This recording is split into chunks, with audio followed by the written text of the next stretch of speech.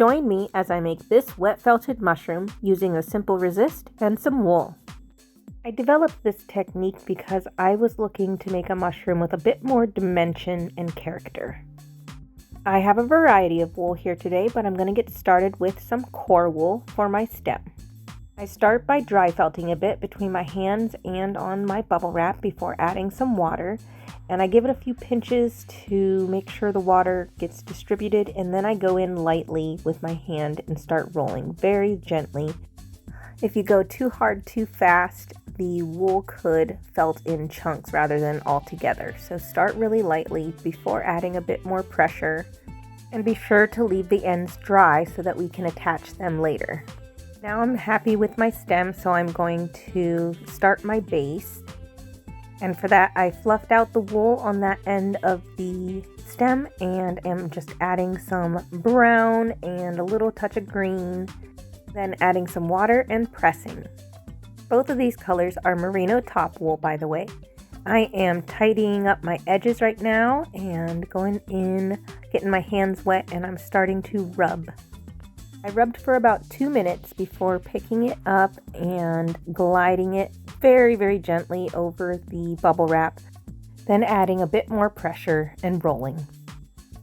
I grabbed another piece of bubble wrap for my cap just so it was dry, and here is my resist. I'm going in with some Corriedale wool this time and doing 4 layers crisscross perpendicular to each other. Now I'm grabbing some wool neps, which I will distribute over the top here, and I've slowed this way down so you can see just how little, but I'm putting just a few wisps of my Corriedale wool on top of those to help lock them down. I always plan to lose some neps, but this really helps keep them in place. I've wet this and pressed it, so now I'm going to flip it over and bring all these edges over to this side before adding some more wool, focusing on the center just to cover up the openings there and not have too much overhang. Then I'll wet that, press it, and flip it back over just to bring these little wispies over to this side. Also adding a few neps there where I feel like we could use them. Some of my wispies covered up my neps, but I found if I gave them a little poke and a wiggle, they popped back through, so no worries.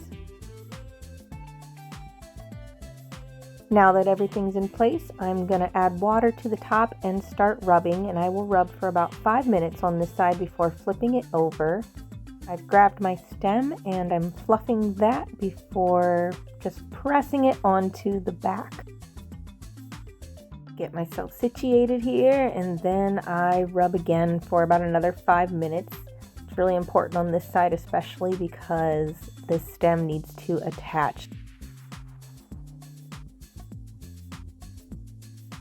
Once I'm feeling pretty confident about that, I give it a little bit of gliding over the bubble wrap before taking that off and doing some just rubbing with my hands.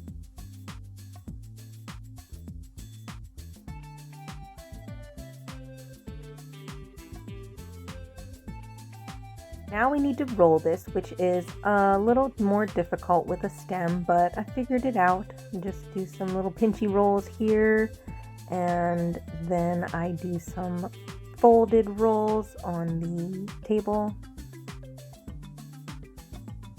and then a bit in my hands.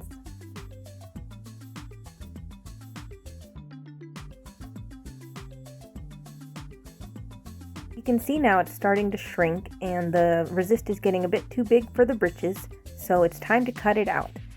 Found a discreet spot on the underside and made just the tiniest hole I could to get this big resist out.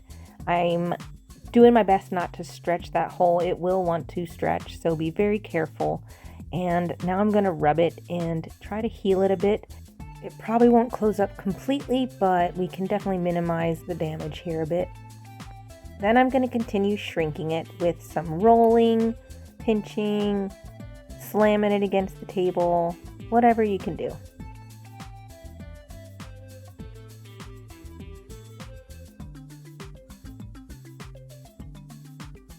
I'm starting to feel pretty done at this point, so just doing my last couple slams here, then I'm going to rinse it out, shape it, There's a lot of different ways this could have been shaped, but this is what I was going for.